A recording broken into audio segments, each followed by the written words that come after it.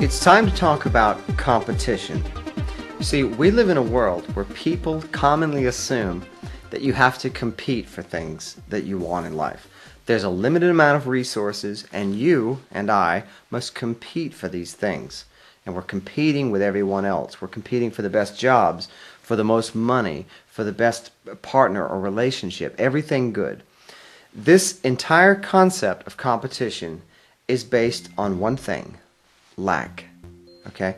And as you know from the other chapters here, lack is the enemy.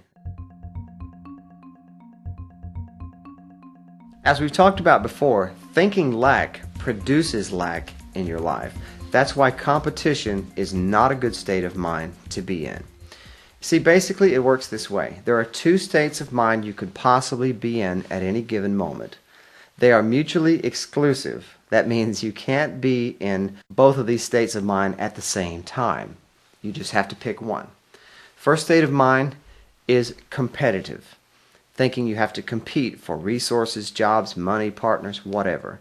So you're either in a competitive state of mind, or number two, you're in the creative state of mind. And this is where you want to be at all times. Now, this was a big shift personally for me in my life when I began to change. The first thing that I had to do was realize that I had a nature that was based on lack. It was based on competition, thinking that I had to compete with other people. In the workplace, personally, in relationships, everything. And I really had to unlearn all of that and learn a new way of looking at it. A way of looking at it that is based on the fact that all is abundance. We are surrounded by an abundance of all good at all times, you see. There is more than enough to go around for everyone at all times. Now, if this sounds like really way out there kind of hippie talk, you're in very good company, because I thought exactly the same thing when I first heard that concept. I thought, that's not true. There's a lack of all the good things. You know, all the good ones are taken kind of mentality. But the fact is, there is only a stream of abundance, of well-being. That's what the universe is. And you, as a part of this universe, that's what you are too. Okay? You're part of this stream of well-being. So am I. So are we all. There is only this stream of well-being that flows, and we are in it. We are it. So competition keeps you thinking lack and limitation. Lack and limitation are two places you never want to go with your mind. You want to go to the other side, to the creative side. You want to be in a creative state of mind. If you want to have better relationships, you create them. That's how it works. You don't compete for them with other people. That's a fool's game. You never want to play that.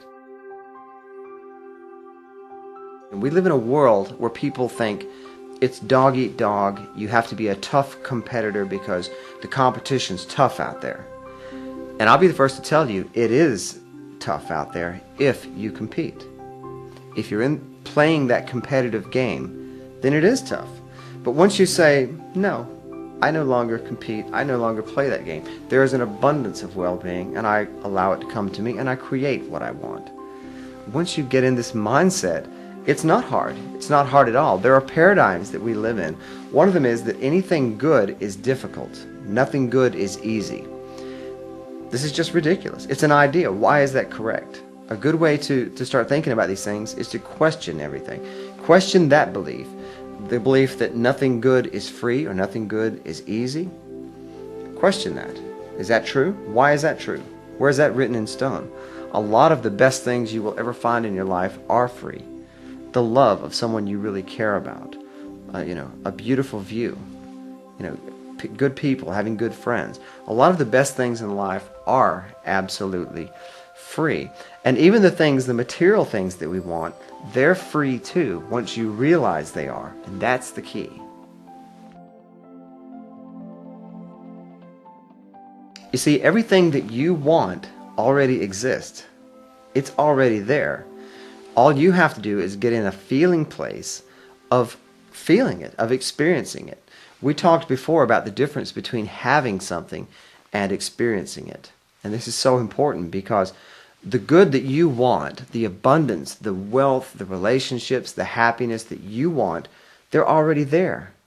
They're already there. Once you decide to experience them, then more and more of them come rushing to you. You find more and more of them. So make it a point right now. Make a vow, a commitment that you will begin experiencing all this good that is already in your life. You don't have to compete for it. See, another thing about competition is this. It's based on the assumption that you must prove yourself. You have to prove yourself because as you are, you're no good. And I hate to say it, but certain aspects of religion have fed into this belief that people have. And it's just a horrible, horrible belief that produces bad results. Certain ideas of unless you do something good with your life, something that society recognizes as being good, then you have no value. Well, here's the truth. You have value because you exist. You are part of the well-being all that is, which means you are that well-being.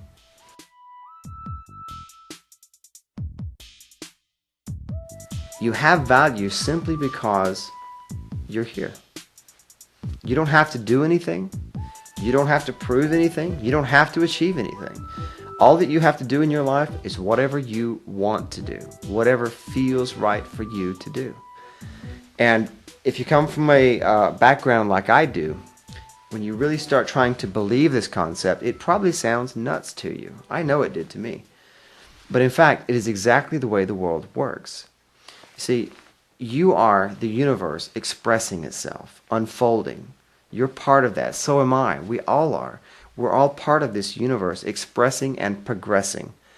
And you may want to call it nature. That's what nature is. Nature is the entire universe, everything that we know. Nature unfolds and progresses, and that's what it does. It continues growing. And that's what you and I do. And it grows according to its own internal nature, what it's supposed to do. So should you compare yourself to someone else to try to compete with someone else? Why?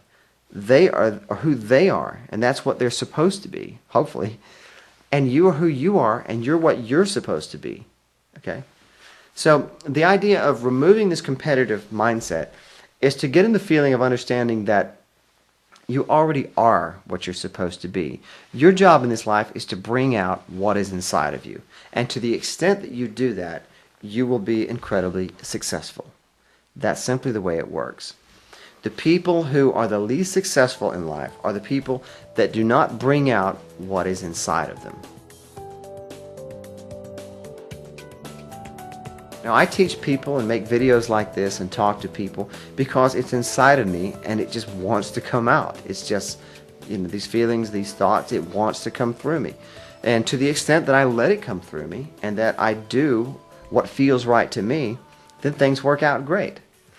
The only time that I run into problems, just like everyone else, is when I begin cutting off that flow. I don't allow what's within me to come out, to share it with the world. And when I begin cutting this off, and one of the main ways that people do this is through trying to compete.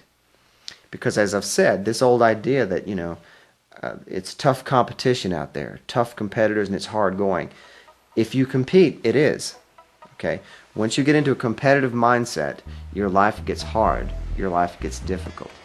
But that is not reality. Again, that's just a belief. And if you live in that belief, your life will be hard.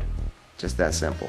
If you live in the belief that there is no competition, your job in this life is to bring out of you what's within you, to expand and grow and be all you can be. You will prosper in nearly every way. And I've done this myself, and I've seen so many other people do it, and I know it today to be fact, but I didn't always know it. So if you're at that stage where you're not sure of it, I recommend simply trying these ideas and trying on that point of view that you never have to compete. All you have to do is create.